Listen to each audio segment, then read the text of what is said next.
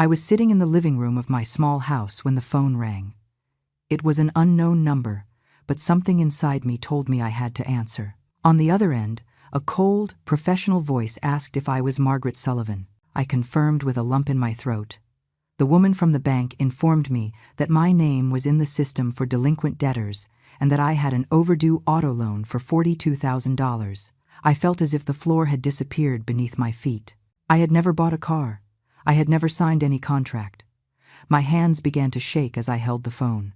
The bank employee continued explaining that the installments had gone unpaid for 3 months and that they were already initiating legal proceedings against me. My voice barely came out when I told her there must be a mistake, that I had not authorized any of that. She replied in a softer tone that she regretted the situation, but that all the documents were in order, with my signature and my social security number. I hung up the phone and stared at the wall, feeling my heart beating so hard it seemed like it would burst out of my chest. I could not understand what was happening. At 64 years old, I had worked all my life to keep my credit score clean. I never owed a cent to anyone. I always paid everything on time, with my hard-earned money. And now they were telling me I owed $42,000 for a car I did not even know existed. I needed answers. I called the bank back and asked to speak with someone who could give me more information. After 30 minutes of holding and being transferred from one department to another, a supervisor finally attended to me. I explained the whole situation with a breaking voice. He reviewed the file and told me something that made my blood run cold. The financing had been requested by my son, Mason. My own son had used my documents, forged my signature, and bought a car in my name. The supervisor read me the delivery address for the vehicle. It was Mason's house. He read me the model of the car, a luxury SUV, the latest model, bright red. I cut the call without even saying goodbye. Tears began to roll down my cheeks while my mind tried to process what I had just heard. My son, the boy I raised alone after becoming a widow, the young man to whom I gave everything I could, and much more. Mason had betrayed me in the cruelest way possible. I grabbed my purse with trembling hands and ran out to my car. I needed to see him. I needed to hear him tell me to my face that this was a terrible mistake. I drove the 20 minutes to his house with a racing heart and a mind full of contradictory thoughts. Maybe someone had stolen his identity too. Maybe he knew nothing. Maybe there was an explanation. When I arrived, I saw the car. That damn red SUV parked in his driveway, shining under the sun as if mocking me. My legs were shaking as I walked toward the front door. I rang the doorbell once, twice, 3 times. Finally, the door opened. It was Tiffany, Mason's wife. She looked at me with that expression she always had, as if I were a nuisance in her perfect life. She did not even say hello. She just stepped aside and yelled inside that I had arrived. Her tone made it clear that my visit was not welcome. Mason appeared in the living room with a beer in his hand. He looked at me without surprise, as if he already knew why I was there. My voice came out stronger than I expected when I asked him about the financing, about the car, about my name on a debt I never authorized. He shrugged. Just like that, as if it were nothing, as if we were talking about the weather. He told me yes, that he had financed the car in my name because Tiffany needed a new vehicle and they did not have available credit. He said I should understand, that she was my daughter-in-law and deserved something nice. I felt my blood boiling. I asked him how he dared to do that without my permission, without even consulting me.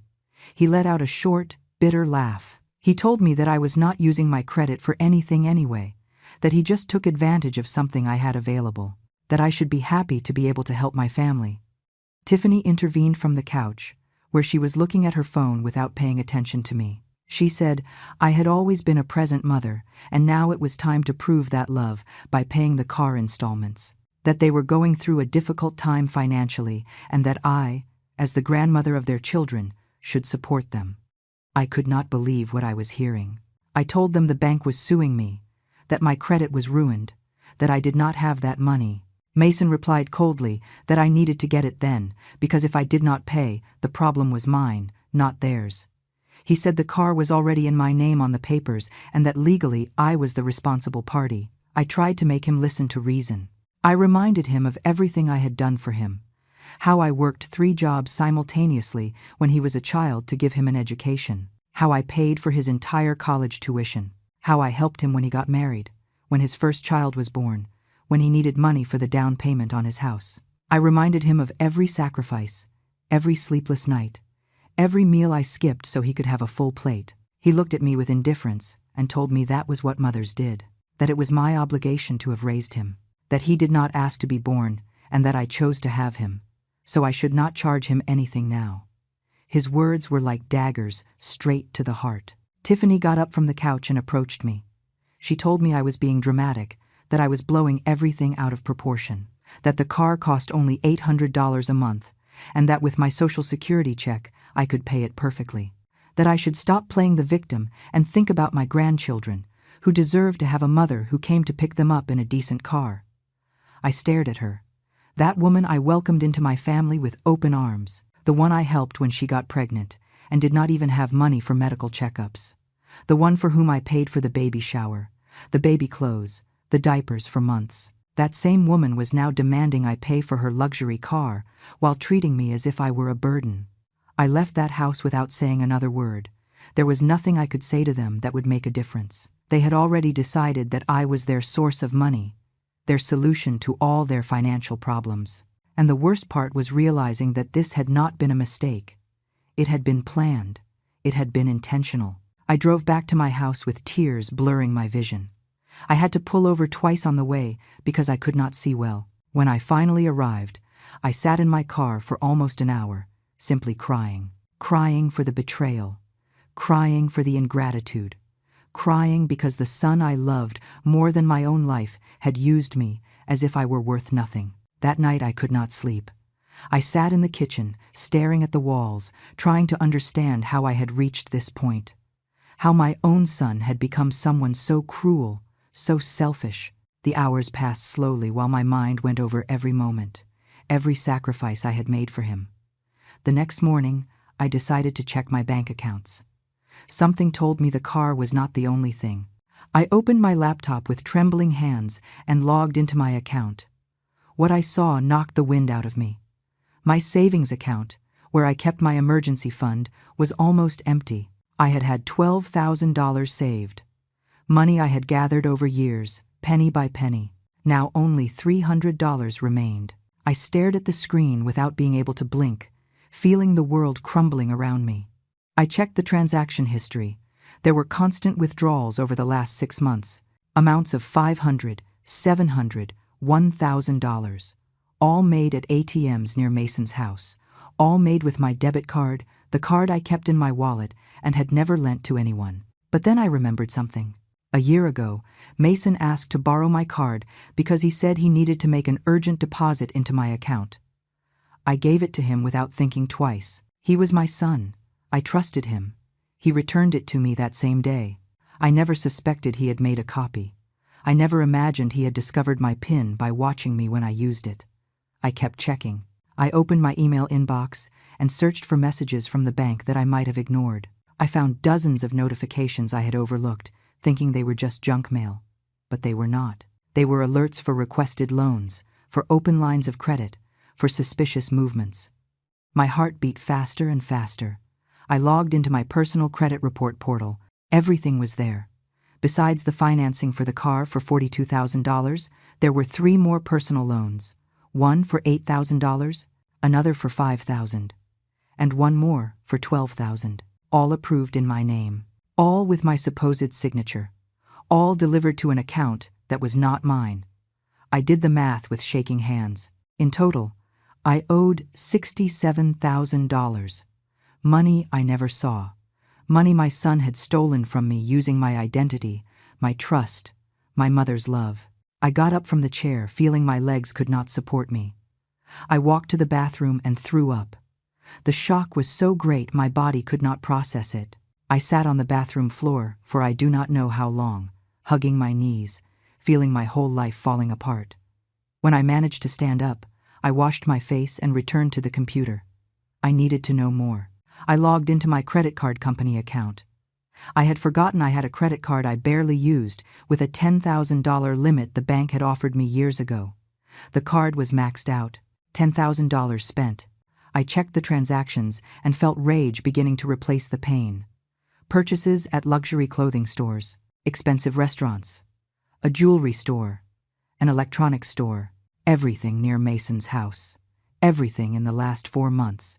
Tiffany. She had been using my credit card as if it were hers, buying whatever she pleased while I lived on the minimum, watching every cent of my pension.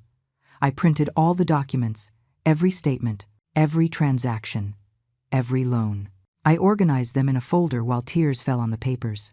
This was the proof of the biggest betrayal of my life, the proof that my son and his wife had been stealing from me systematically for months. I picked up the phone and called Mason. I needed to hear his voice. I needed him to tell me there was an explanation. He answered on the 4th ring, with an annoyed voice, asking me what I wanted now. I told him what I had discovered. The loans, the withdrawals, the credit card, everything. I expected him to at least be surprised, to deny something, but he did not. There was only silence on the other end of the line.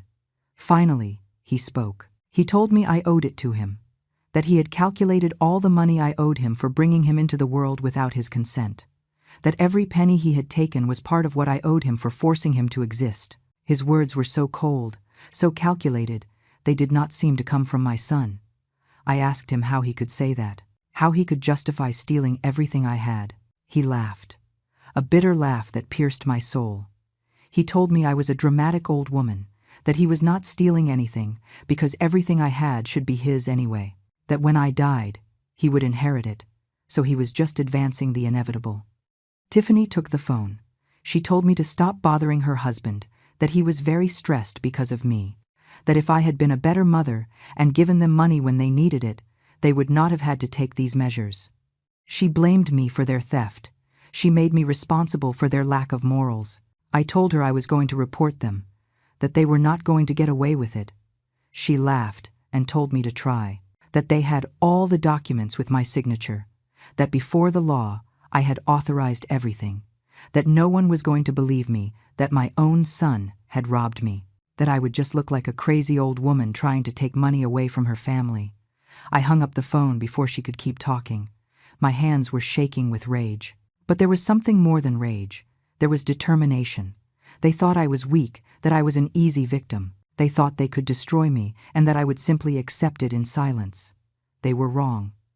I sat back in front of the computer and began to research. I looked for information on identity fraud, document forgery, theft by family members. I read for hours.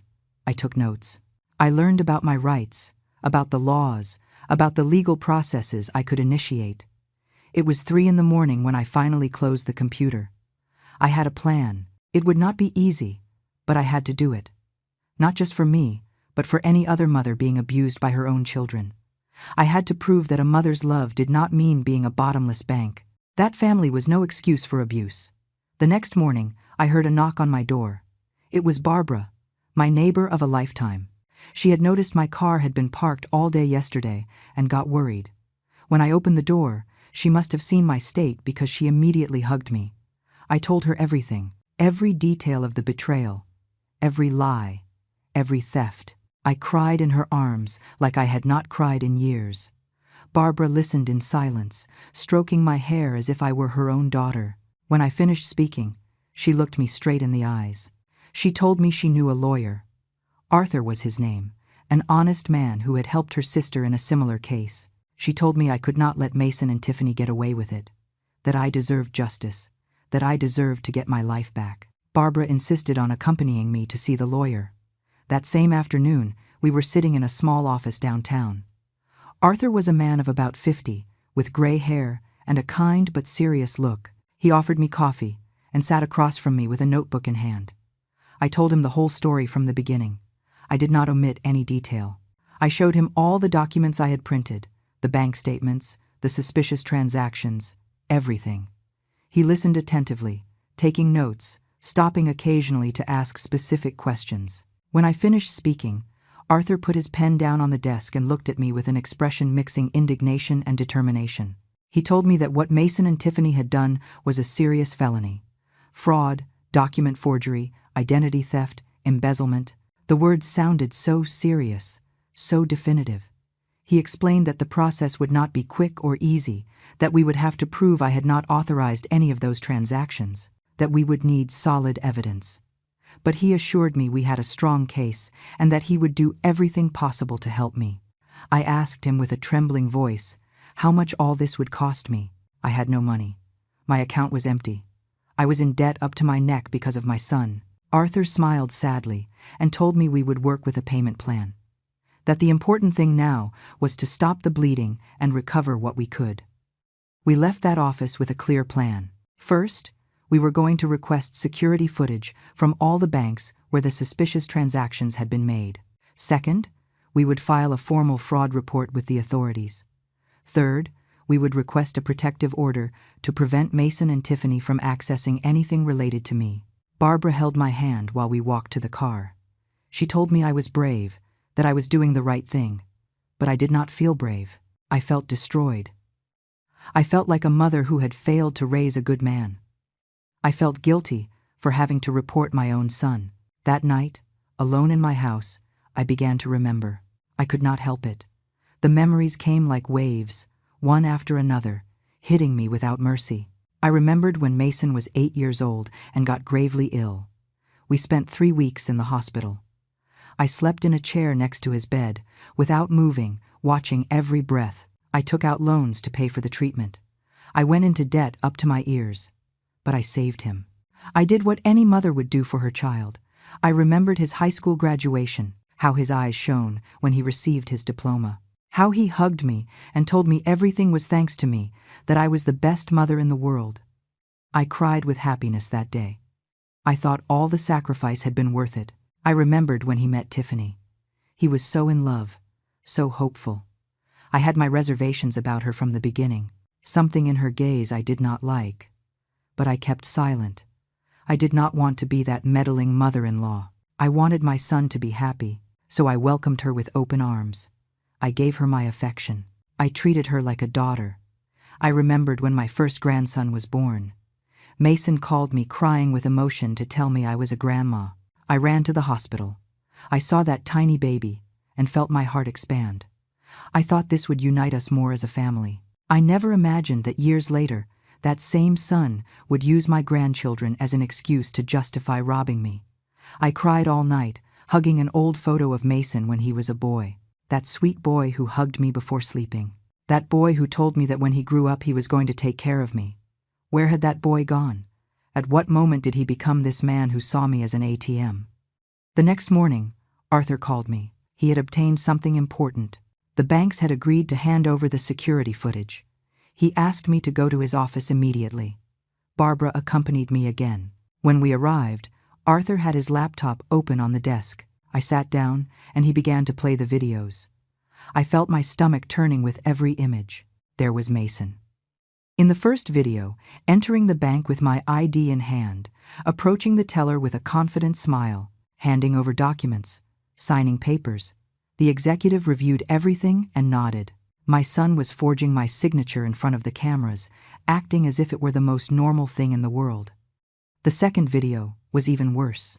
There was Tiffany at another bank, using my credit card to withdraw cash up to the maximum limit allowed, $8,000 in cash.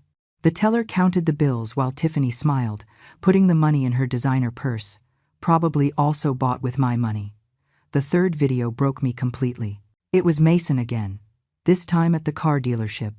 He was signing the financing contract for the SUV. Tiffany was by his side, excited, pointing at the red car. The two were laughing, celebrating. The salesman handed them the keys. My son hugged his wife while I, unknowingly, had just become a debtor of $42,000. Arthur paused the videos and looked at me. He asked if I was ready to move forward, if I was sure I wanted to do this. Because once we filed the formal complaint, there would be no turning back. My son would face criminal charges. He could go to prison. I looked at those frozen images on the screen, the image of my son smiling while robbing me, the image of that woman enjoying my money without any remorse, and something inside me changed. The pain turned into determination. The sadness turned into strength. I told Arthur yes, to file all necessary complaints, to do whatever he had to do. that I was no longer the mother who was going to allow more abuse, that if my son decided to betray me this way, then he would have to face the consequences of his actions. That afternoon, we went to the district attorney's office together. We filed a formal complaint for fraud, document forgery, identity theft, and embezzlement. The prosecutor who attended to us reviewed all the evidence with attention. The videos were conclusive. There was no way to deny what had happened. She asked if I was aware that this meant my son would be investigated criminally, that if everything I alleged was proven, he could face several years in prison. I felt a lump in my throat, but I nodded. There was no other option. He had crossed a line from which there was no return. The prosecutor assured me they would take the case seriously, that cases of financial abuse by family members were more common than people thought, but few victims dared to report it. She told me I was doing the right thing, that I was protecting not only my future, but also sending a clear message that this type of abuse was not acceptable. We left the prosecutor's office with a copy of the official report. Barbara hugged me in the parking lot. She told me she was proud of me, that I was stronger than I believed. Her words gave me a little comfort amidst all the pain. That night, Arthur called me with more news. He had continued investigating on his own and discovered something else. Mason had been receiving the rental money from a small condo I owned. That condo was my only source of additional income besides my Social Security. I could not believe what Arthur was telling me over the phone.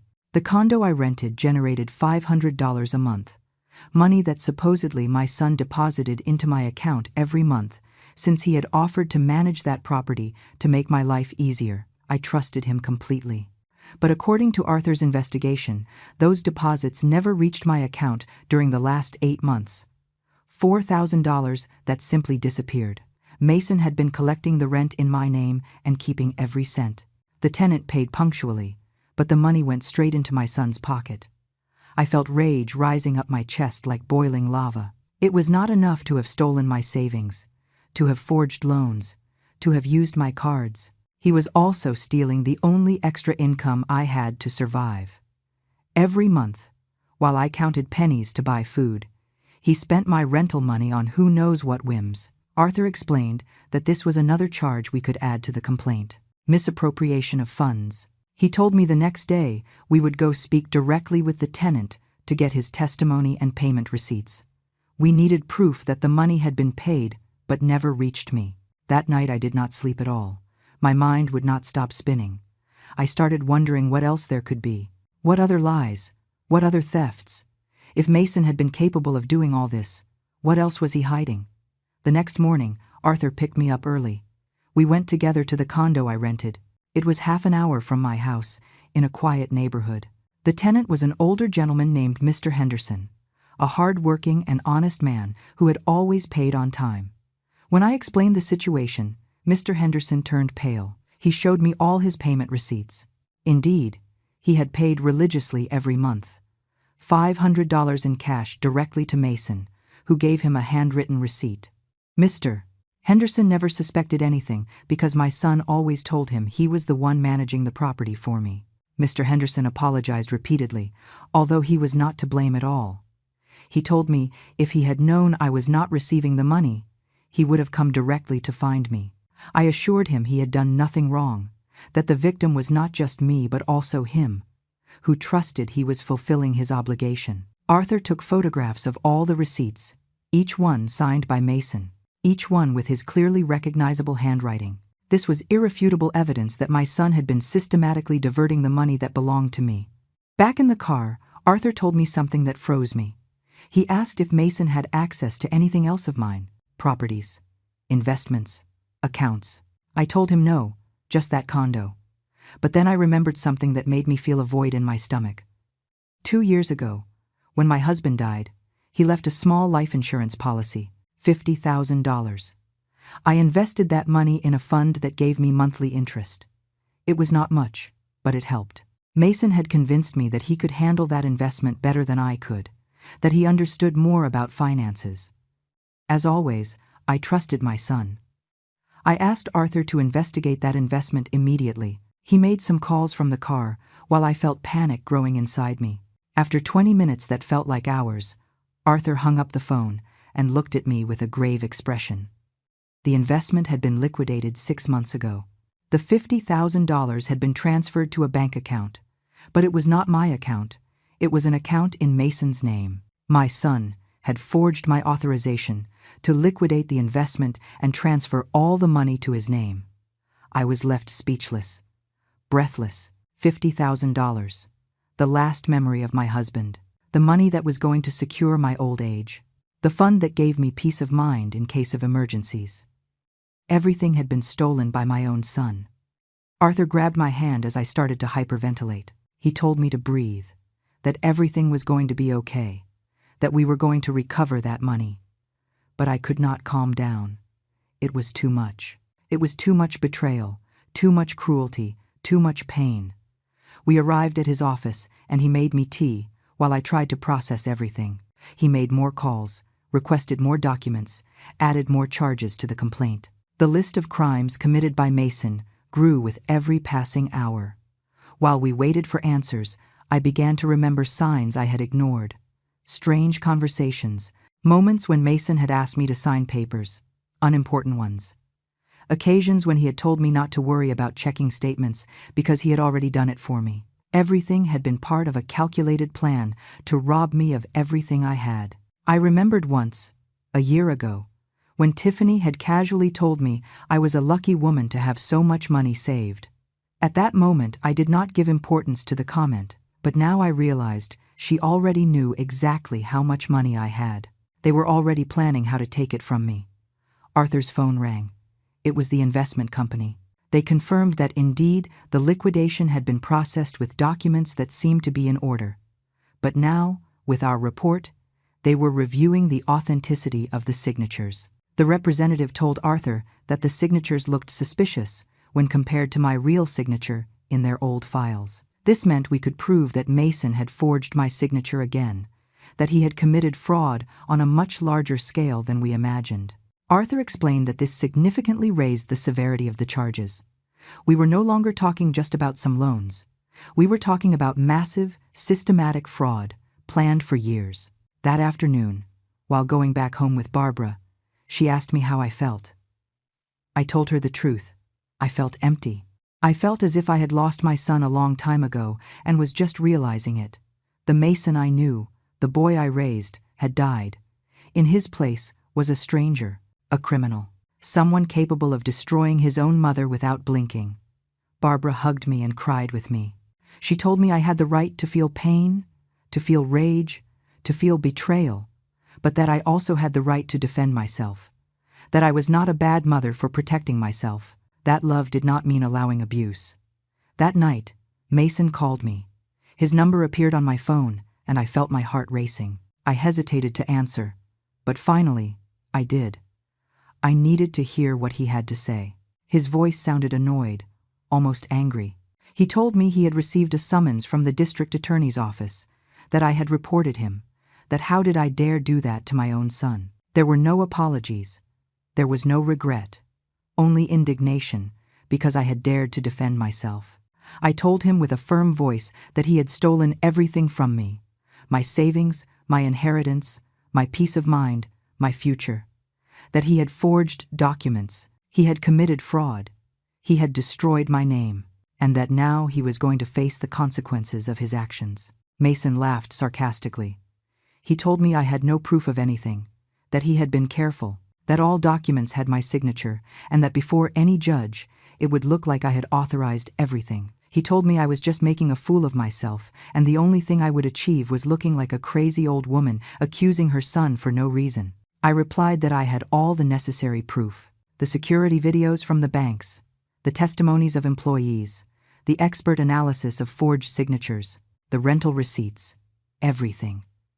There was silence on the other end of the line, a long and tense silence. Finally, Mason spoke, but this time his voice was different. He no longer sounded confident or mocking. He sounded nervous. He asked me what videos, what proof. I told him he knew perfectly well what I was talking about, that they had filmed him at the banks forging my signature, that we had recordings of Tiffany withdrawing thousands of dollars with my card, that every fraudulent movement was documented. I heard him breathing heavily on the other end. Then, his tone changed completely. He started saying everything had been a misunderstanding, that he thought I had given him permission, that maybe he had misinterpreted our conversations, that he never wanted to hurt me. The lies came out of his mouth with such ease it disgusted me. I told him to stop pretending, that I knew exactly what he had done and why he had done it, that he had planned every theft, every forgery, every deception, that there was no confusion or misunderstanding, there was only deliberate betrayal. Tiffany took the phone.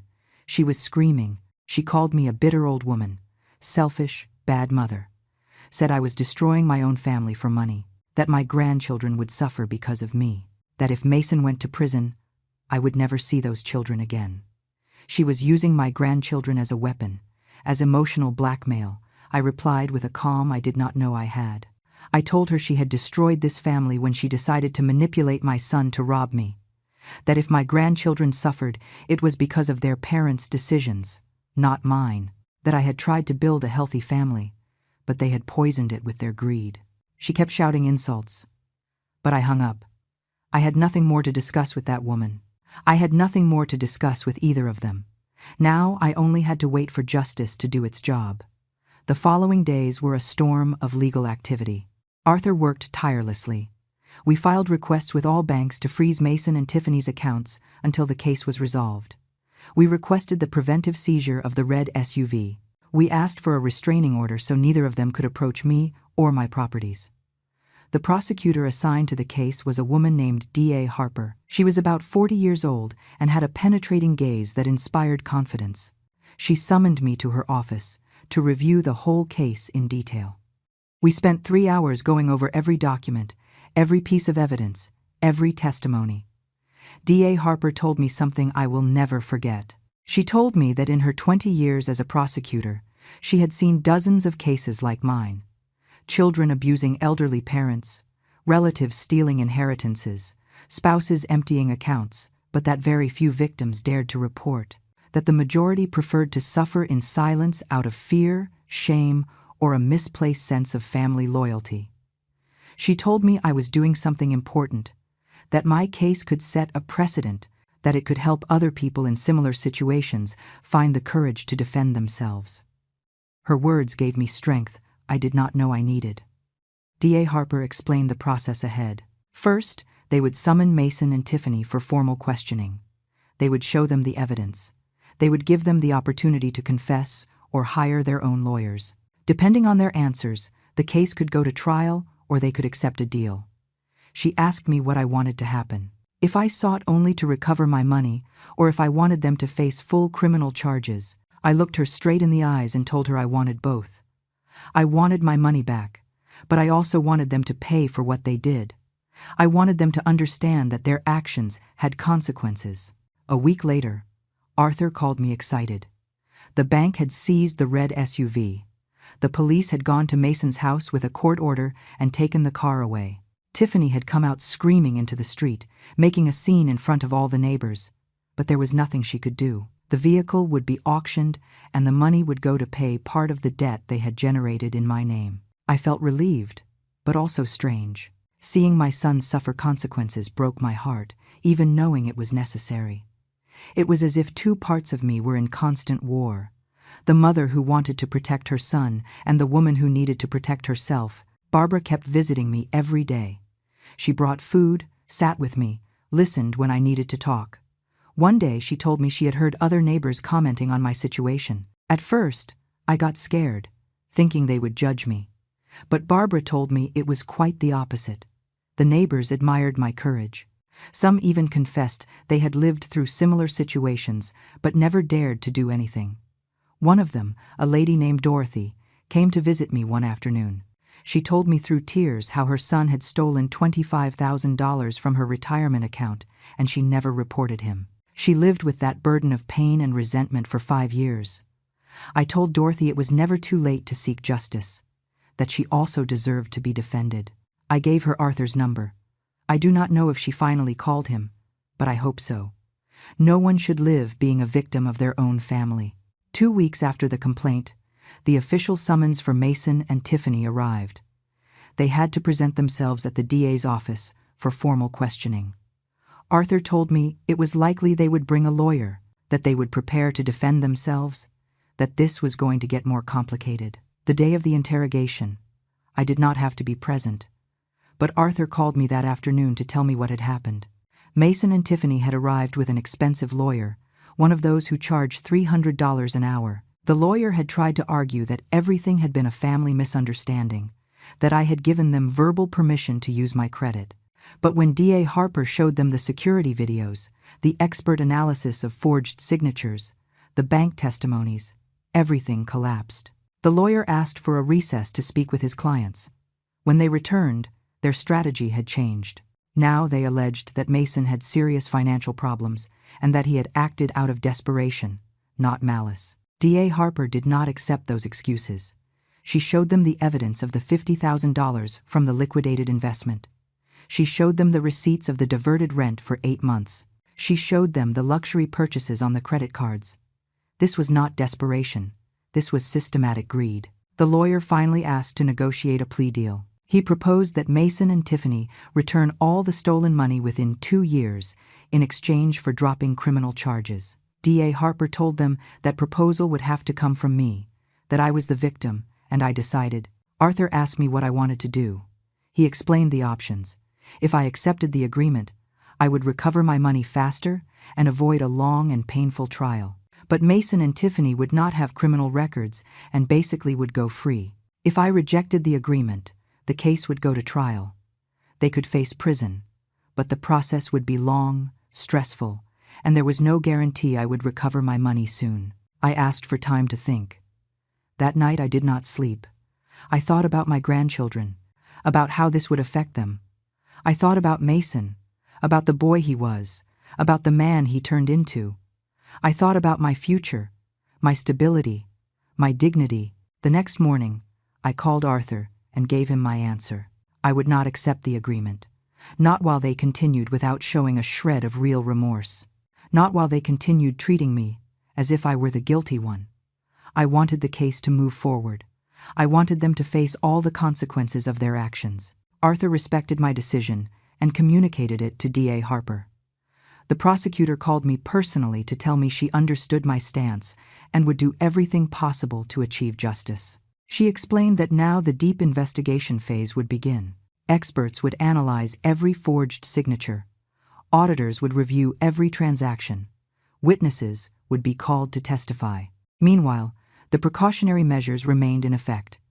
Mason and Tiffany's accounts remained frozen. They could not sell properties or make large financial moves without judicial authorization. The SUV had already been auctioned, and the money, about $28,000 after deductions, was held in a court account awaiting the resolution of the case. But then the attacks began. Mason started calling other relatives, distant uncles, cousins I barely saw, telling his version of the story. He told them I was a cruel mother who was destroying him out of greed, that he had only asked for help and I was sending him to jail, that I preferred money over my own son. Some relatives called to scold me.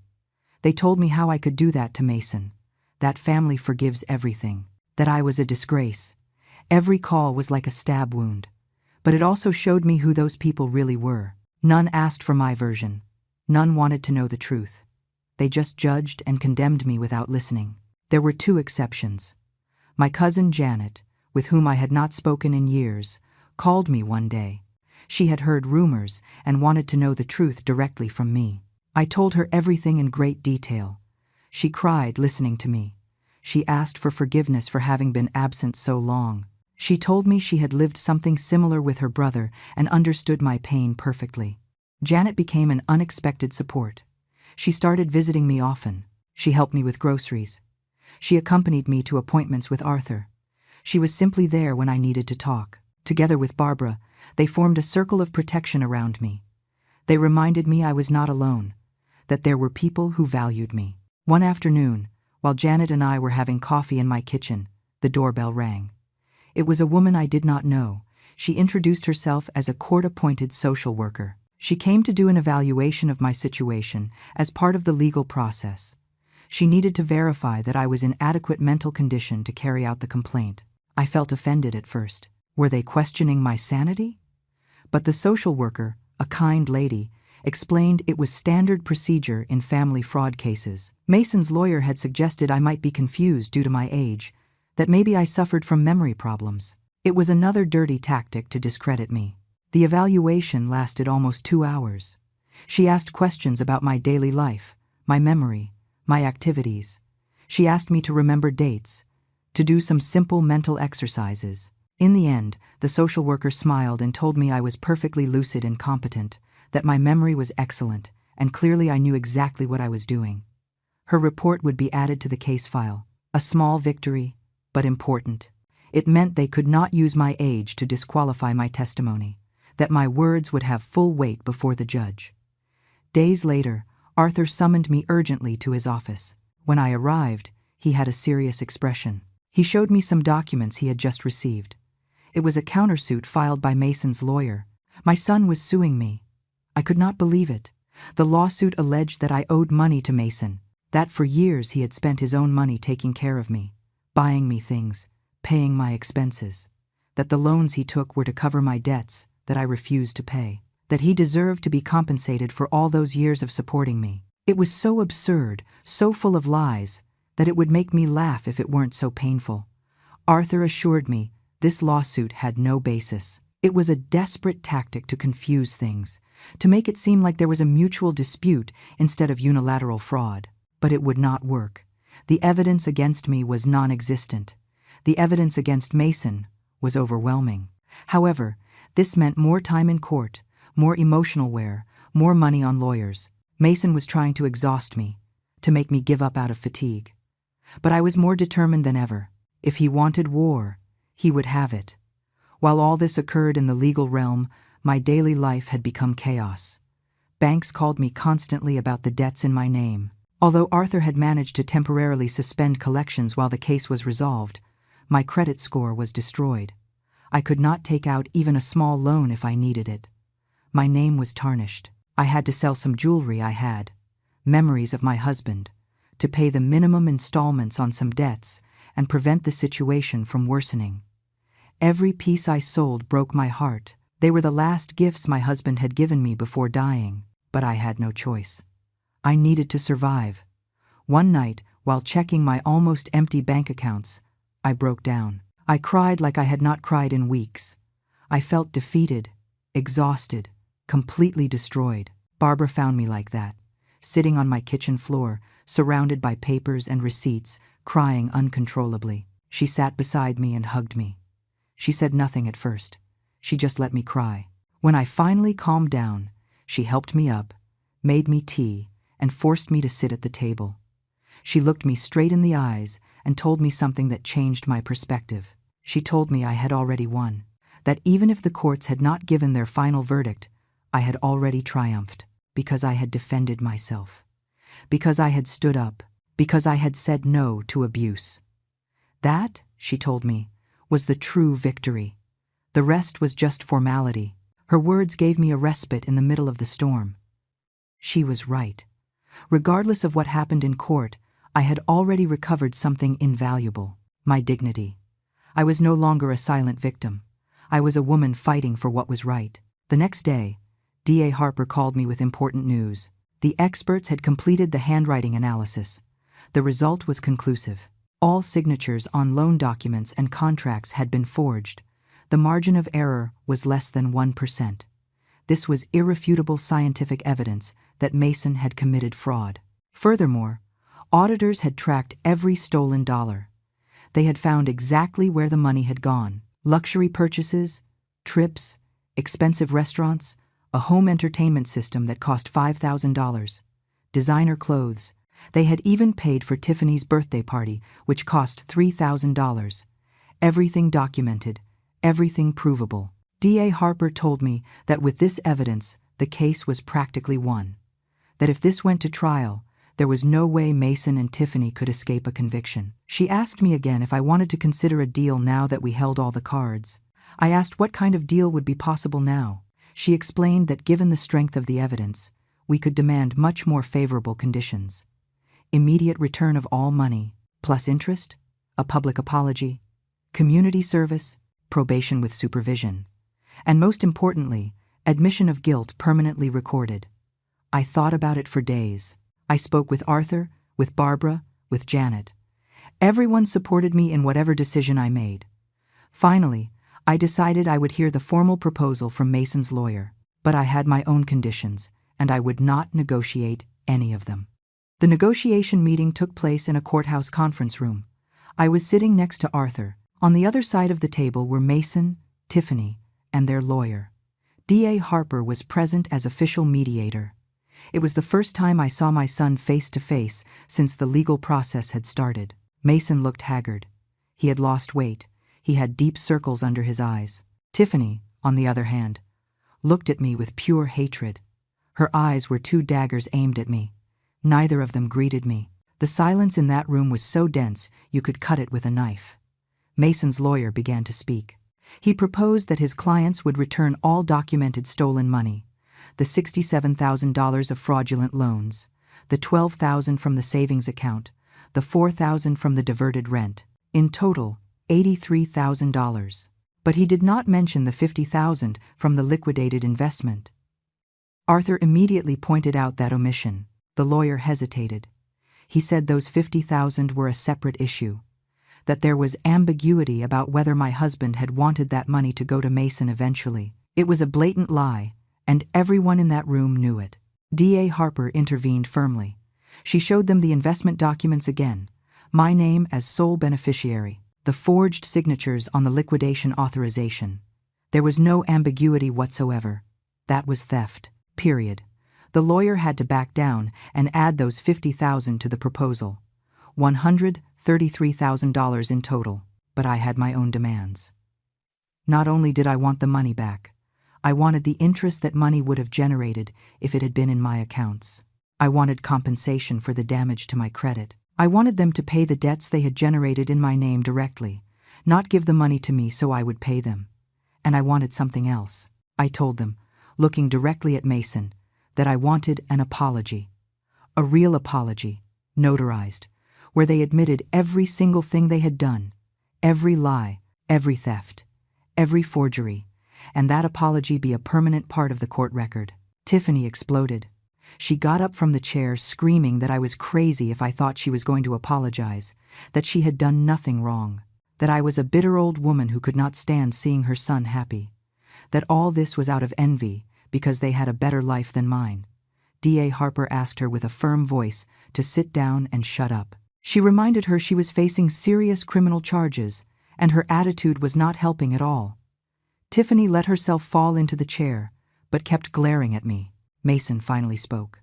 It was the first time I heard his voice in weeks. He asked me with a tired tone if I really wanted to destroy him, if after everything we had been through together as mother and son, I could send them to jail without remorse. He was trying to use maternal guilt against me once more. I replied calmly but firmly.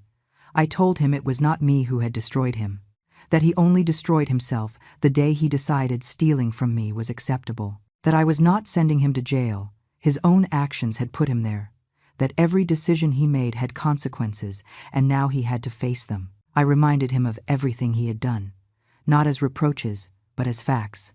The forged signatures, the fraudulent documents, the $50,000 from his dead father's investment, the rent diverted month after month, the credit cards used for luxuries while I ate rice and beans to survive. Everything, one by one. I saw his eyes fill with tears. For a moment, I thought he had finally reached real repentance, but then he spoke again, and I realized his tears were not of remorse, they were of self-pity. He was lamenting being caught, not what he had done. He told me if I insisted on all those conditions, they had no way to pay, that they did not have $133,000, that their accounts were frozen, that they had lost the car, that they were practically on the street, that I was leaving them with nothing. Arthur then took out a document he had prepared. It was a report of Mason and Tiffany's assets. They had a house in their name valued at $200,000. They had savings they had hidden in accounts of Tiffany's relatives. They had small investments. They had valuable belongings. They were not on the street, nor close to being so. Their lawyer reviewed the document, and his expression changed. He realized we had done our homework, that we knew exactly what resources they had. He asked for a 20-minute recess to speak with his clients in private. While we waited, Barbara and Janet, who had come to support me and were waiting outside, entered the room. Barbara brought me water. Janet squeezed my hand. D.A. Harper told me quietly I was doing very well, to stay firm. When Mason, Tiffany, and their lawyer returned, the attitude had changed. The lawyer proposed a new agreement. They would sell the house. With that money, they would pay the $133,000 plus $20,000 additional for interest and damages, a total of $153,000. Also, they would sign the letter of apology with all the details I had requested. In exchange, I would drop the criminal charges. They would accept probation for 5 years, during which they could not approach me or contact me in any way.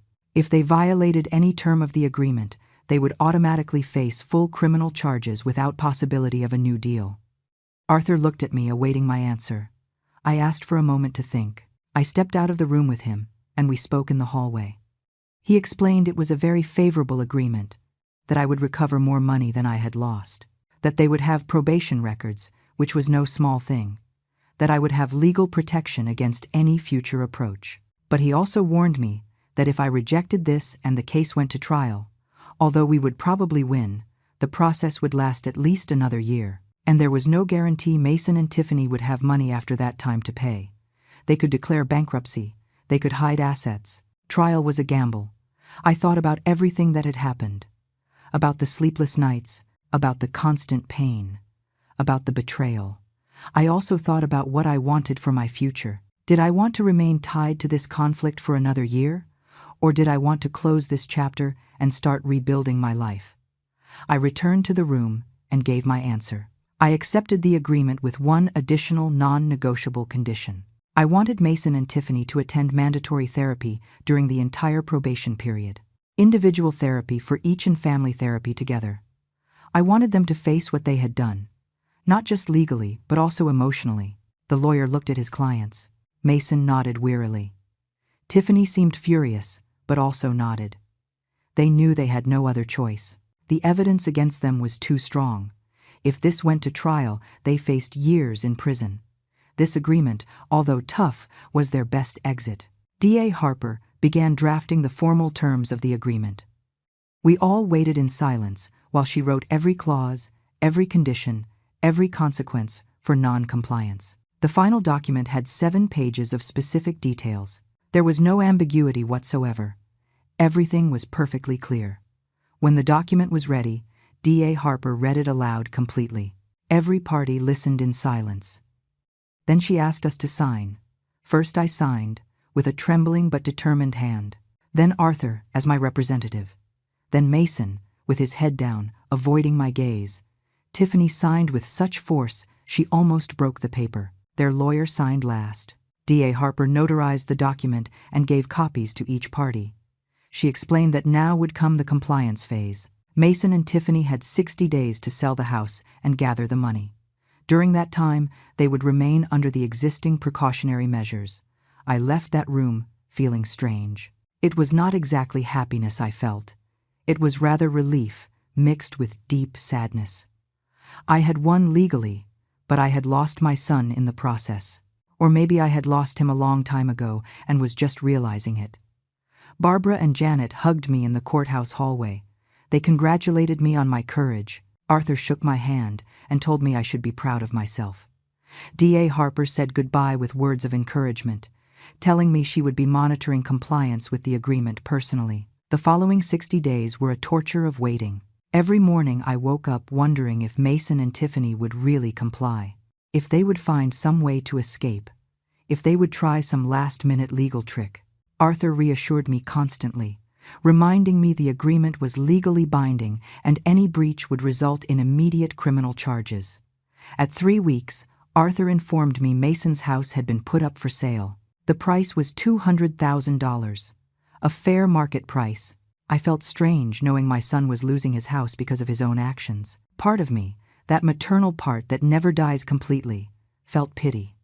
But the rational part knew this was a direct consequence of his decisions. During that time, I began receiving anonymous messages, text messages from unknown numbers, calling me a monster, bad mother, heartless witch. I knew immediately they came from Tiffany or friends of theirs. They told me my grandchildren hated me, that they would never forgive me, that I had destroyed a family for money. Every message hurt, but they no longer broke me. I had learned that people who really knew me knew the truth. Others could think whatever they wanted. I changed my phone number and blocked all possible forms of unauthorized contact. Barbara organized a small gathering at her house with some neighborhood ladies who supported me. It was comforting to hear their stories, to realize I was not alone. Dorothy, the lady who had shared her experience with me weeks ago, told me she had finally called Arthur. She was initiating her own legal process against her son. She thanked me for giving her the courage to defend herself. In the 5th week, Arthur called me with good news. Mason's house had a serious buyer. The offer was $195,000. After paying the mortgage they still owed and closing costs, approximately $160,000 clear would remain, more than enough to meet the agreement of $153,000. The day the house sale closed, Arthur went personally to oversee the transfer of funds. The money was deposited into a special court account. From there, it was distributed as agreed. First, all debts in my name were paid. The fraudulent loans were liquidated completely. The credit cards were left at zero. My name was cleared from all debtor databases. Then, the rest of the money was transferred to my bank account, $105,000. It was more money than I had lost, thanks to interest and compensation. When I saw that balance in my account, I started crying. They were not tears of joy exactly. They were tears of closure, of ending a nightmare. But the money was not the most important thing I had recovered. The most valuable thing was my dignity, my voice, my right to defend myself. Those things were priceless. A week later, I received a certified envelope. Inside was the letter of apology Mason and Tiffany had signed before a notary. I read it only once. It was mechanical, cold, clearly written by their lawyer, but it was there. Every fraudulent act admitted, every lie recognized, every theft confessed.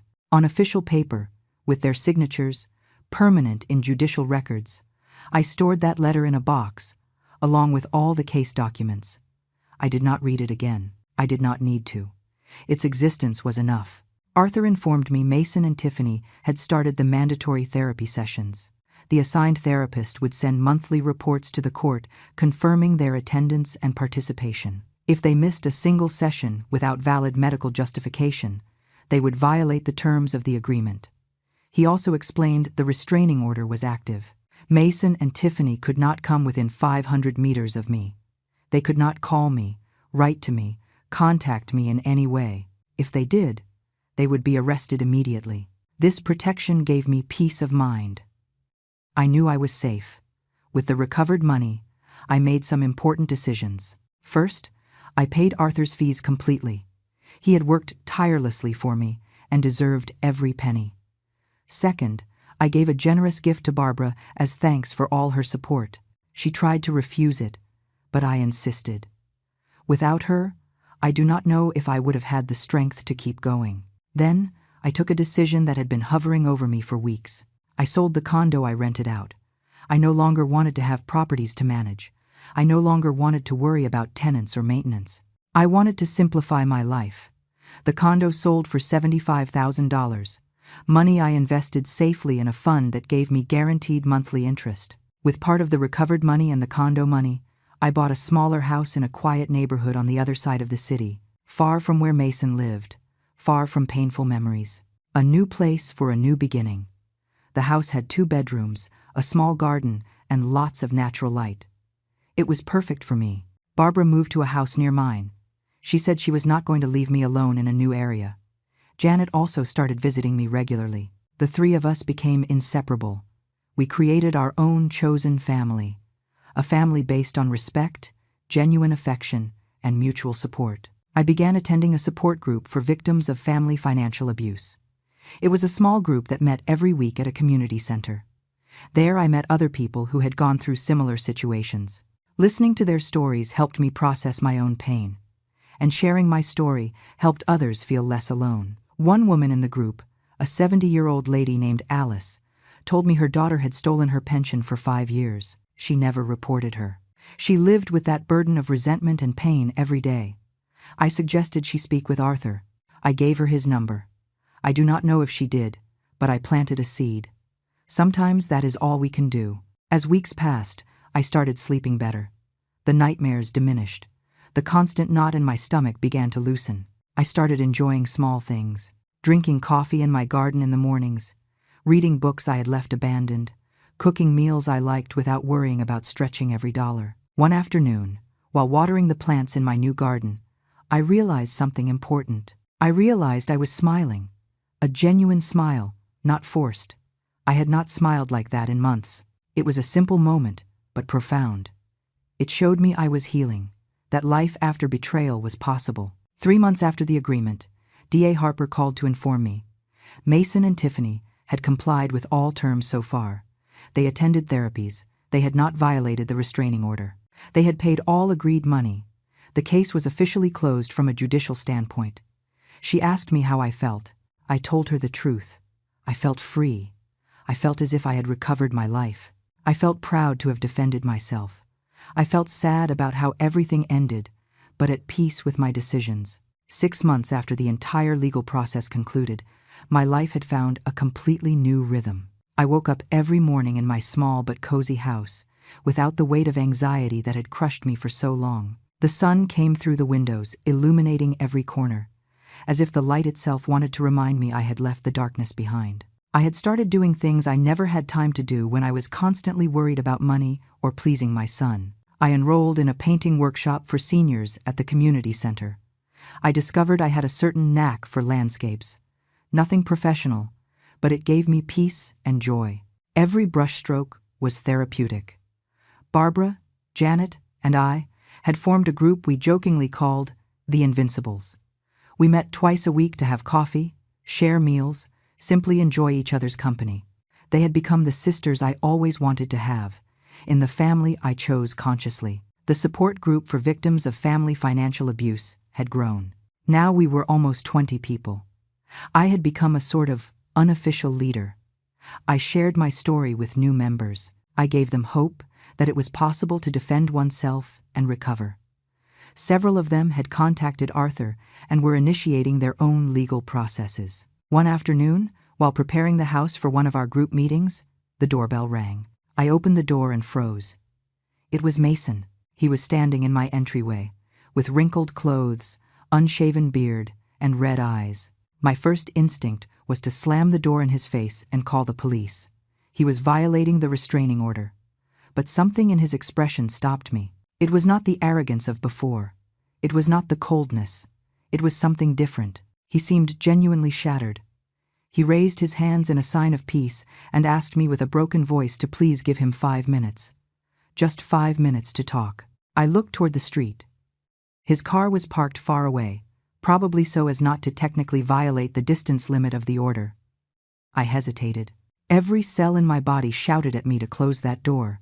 But there was a part of me, that maternal part that never dies completely, that needed to hear what he had to say. I told him to stay on the porch, not to enter my house. I stood in the doorway, ready to close it at any moment. Mason nodded and began. His voice trembled. Tears began rolling down his cheeks as he spoke. He told me mandatory therapy had been the worst and best thing that had happened to him. That for months he had been in denial, blaming me, blaming the system, blaming everyone but himself. But his therapist did not allow those excuses. She forced him to look directly at what he had done, to face the truth of his actions. He told me Tiffany and he had separated, that she never accepted any responsibility and just blamed him for everything. That she had left with another man as soon as the money ran out, that finally he had seen who that woman really was. A manipulator who had used him as much as he had used me. Mason told me something that broke my heart again. He told me his children, my grandchildren, had asked him why they didn't see Grandma anymore, that he didn't know how to answer them, that finally he had told them the truth, adapted for their age. That Dad had done very bad things to Grandma and she had to protect herself. That the children cried and asked him if they could see me someday. Tears ran down my face as I listened to him. The mention of my grandchildren hurt deeply. I loved them so much, but I knew I could not have them in my life if that meant allowing Mason to come close again, without real consequences. Mason continued speaking. He told me he did not expect me to forgive him, that he understood if I never wanted to see him again. But he needed me to know something important, that finally, after months of therapy, he understood the magnitude of what he had done to me, that there was no justification, that he had destroyed the most important relationship of his life out of greed and selfishness. He asked for my forgiveness, not the mechanical forgiveness of the notarized letter, a real forgiveness, full of pain and genuine regret. He told me he would spend the rest of his life trying to be a better person, that he was working 2 jobs to rebuild his life from scratch, that he attended therapy even though it was no longer mandatory, that he was trying to teach his children the value of honest work and respect for others. I looked him in the eyes. I saw my son there, not the criminal who had robbed me, but the boy I had raised. But I also saw a man who had made terrible decisions and now carried the consequences. I saw genuine pain, but I also saw that pain was necessary. It was part of his process of real change. I told him with a firm voice but not cruel that I appreciated his words, that I could see he was trying to change, but that I needed him to understand something fundamental. Forgiveness did not mean forgetting. It did not mean returning to the relationship we had before. That relationship died the day he decided to betray me. There was no way to resurrect it. I told him that maybe, with a lot of time, a lot of work, and a lot of consistency on his part, we could eventually have some type of cordial relationship. But that would take years, not months. That he would have to demonstrate with actions, not words, that he had really changed. And that in the meantime, he needed to respect my space and my peace. Mason nodded while crying. He told me he understood, that he would respect my terms, that he would not come close again without my permission. He gave me an envelope he carried in his hand. He told me inside were photos of the children and letters they had written for me, that he did not expect an answer, but wanted me to know they missed me and loved me. I took the envelope with trembling hands. I told him to leave, that if he really wanted to demonstrate change, start by respecting the restraining order that was still in effect. He nodded, turned around, and walked toward his car. I watched him walk away and close the door. I sat in my living room, hugging that envelope for a long while. Finally, I opened it. There were 3 photos of my grandchildren smiling. They had grown so much in these months. And there were 2 letters written in childish handwriting. Grandma, I miss you. When am I going to see you? I love you very much. I cried reading those simple but so profound words. Barbara arrived shortly after for our group meeting and found me crying on the sofa. I told her what had happened. She hugged me and let me cry. She told me it was okay to feel pain, that it was okay to miss my son and my grandchildren. That was part of being human.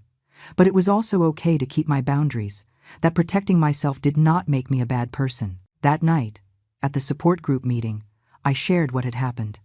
Mason's visit, his apologies, my contradictory feelings. The group listened without judging.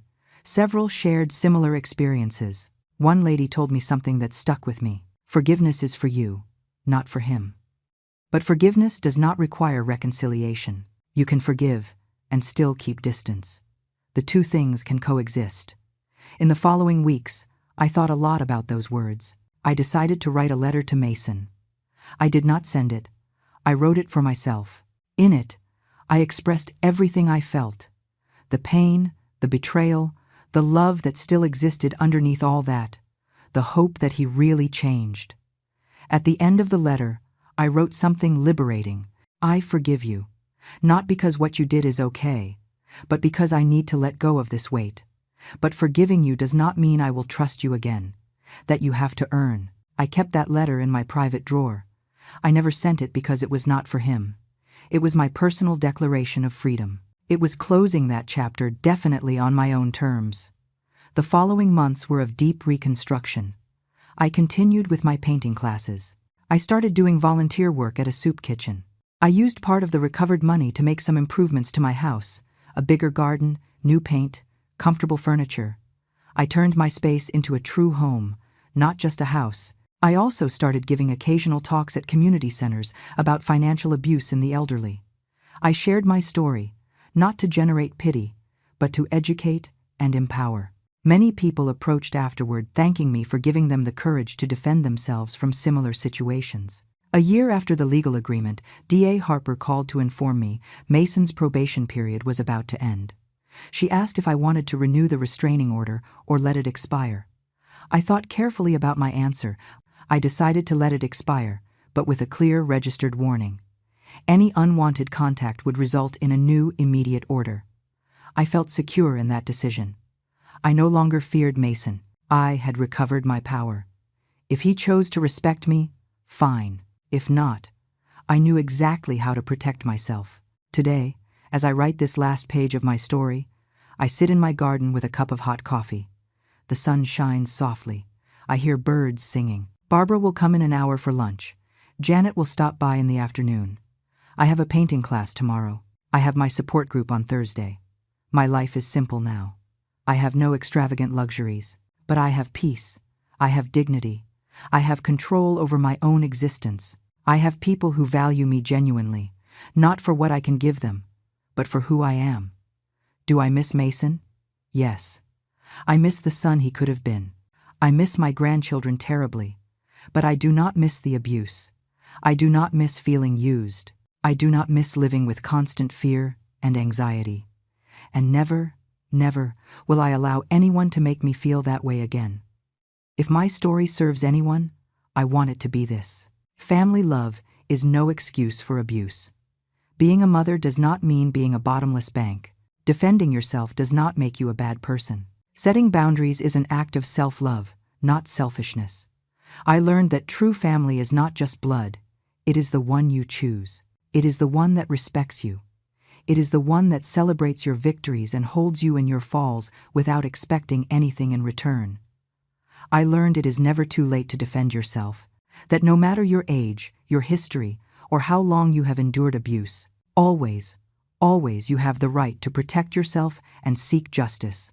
I learned that a child's betrayal is one of the deepest pains that exists, but that pain does not define you. That you can survive it, that you can rebuild yourself, that you can find happiness again. And I learned, finally, that I am stronger than I ever imagined. That scared woman who received that call from the bank over a year ago no longer exists. In her place is a woman who knows her worth. A woman who does not fear defending what is right. A woman at peace with herself. I finish my coffee and smile. I have 25 years of life ahead, God willing.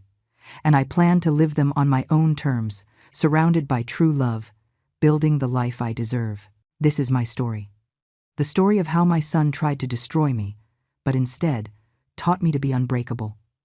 The story of how the worst moment of my life became my greatest transformation. And if someone is reading this, living a similar situation, I want you to know something. You can do it too. You also deserve to defend yourself. You also deserve to live without abuse. Take that first step. Seek help. Talk to someone you trust. Contact a lawyer. File that report. It will be hard. It will be painful. There will be days when you will want to give up. But on the other side of that pain is freedom. Is your recovered dignity. Is a life in peace. And that, believe me, is worth every tear, every difficult moment, every brave decision. Today I close this chapter definitely, not with bitterness, but with gratitude. Gratitude for having found the strength I did not know I had. Gratitude for the people who supported me unconditionally. Gratitude for a second chance to live the life I really deserve. My name is Margaret Sullivan. I am 65 years old. And finally, after everything, I am free.